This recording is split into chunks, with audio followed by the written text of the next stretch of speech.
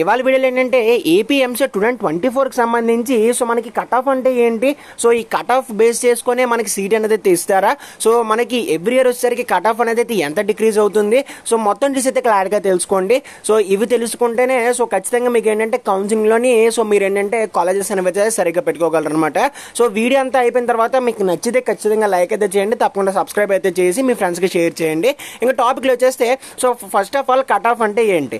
So cut off అంటే so ఏదైనా particular college ఉందనుకోండి, సమ్ ఎక్స్ కాలేజ్ అయితే ఉంది, సో అయితే ఆ కాలేజ్లో జాయిన్ అవ్వాలంటే సో ఇవి పలానా స్టూడెంట్కి వచ్చేసరికి ఇంత ర్యాంక్ రావాలి అని చెప్పేసి అయితే ఉంటుందన్నమాట.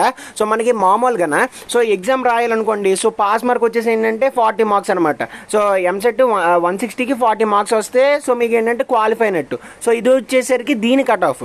అలాగే సో మన కాలేజ్లో జాయిన్ అవ్వాలంటే సో మనకి ఇంత ర్యాంక్ అయితే వచ్చి ఉండాలి. ఎవ్రీ ఇయర్ అనేది అయితే కట్ ఆఫ్ అనేది అయితే డిక్రీజ్ అవుతుందా? ఎస్, 100% మనకి ఏంటంటే డిక్రీజ్ అనేది అయితే అవుతుంది అనమాట. సో లాస్ట్ ఇయర్ ఉన్న కట్ ఆఫ్ ఈ ఇయర్ కూడా ఉండాలని చెప్పేసి అయితే రూల్ లేదనమాట. So last year cut off ఎలాగిస్తారు అనుకున్నారు, సో మనకి ప్రీవియస్ ఇయర్ అనమాట. అంటే 2022లోని సో మనకి జాయినింగ్స్ అయితే చేయించుకుంటారు కదా. సో జాయినింగ్ చేయించుకున్నప్పుడు సో మనకి ఏంటంటే లాస్ట్ థర్డ్ కౌన్సిలింగ్ అయిపోయేసరికి లాస్ట్ ఎంత ర్యాంకుతో అయితే సో వాళ్ళు అడ్మిషన్ తీసుకున్నారో అదే ర్యాంక్ ఏంటంటే మనకి 2023లో పెడతారు. ఓకేనా. సో ఆ ర్యాంక్ లోపు స్టూడెంట్స్ మళ్ళీ తీసుకుంటారు. మళ్ళీ 2023 ఎండింగ్కి సో ఏ ర్యాంక్తో అయితే మనకి సీట్స్ అనేవి అయితే ఆపేశారో సో ఆ ర్యాంక్ స్టార్టింగ్ వచ్చేసరికి ఏంటంటే మనకి 2024లో అయితే పెడతారు అనమాట. ఓకేనా.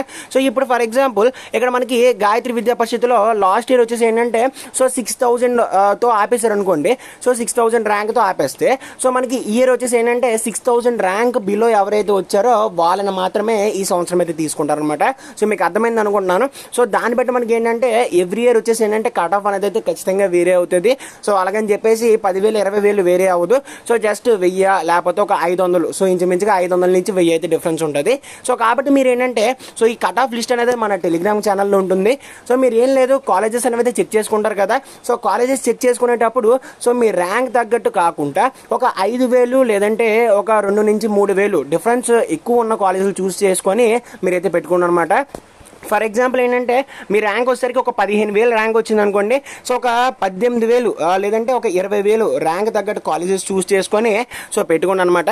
అంటే 15,000 ర్యాంక్ ఉన్న కాలేజెస్ అయితే పెట్టేసుకోండి. దాంతోపాటు 18,000 20,000 ర్యాంక్ ఉన్న కాలేజెస్ కూడా పెట్టుకోండి. సో ఒకవేళ మీకు ఏమైనా అక్కడ 15,000 ర్యాంక్ కాలేజ్ రాకపోతే సో మీకు ఇక్కడ 18,000 20,000 ర్యాంక్ ఉన్న కాలేజెస్లో అయితే వస్తాయి అనమాట. సో కాబట్టి అది మనకి వేరీ అయితే చిన్నగా వేరీ ఉంటుంది. మరి అంత అయితే సో 10,000 20,000 డిఫరెన్స్ అయితే ఎక్కడ ఉండదు.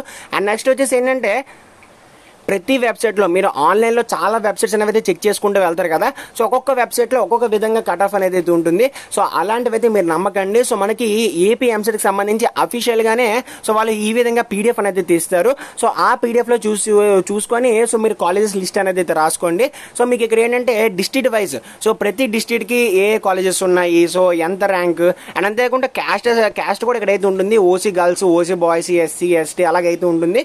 సో దాన్ని బట్టి చూసుకొని సో మీరు ఏంటంటే ఒక లిస్ట్ అయితే ప్రిపేర్ చేసుకోండి. అంతే తప్పితే సో సమ్ లైక్ వెబ్సైట్స్ అయితే ఉంటాయి.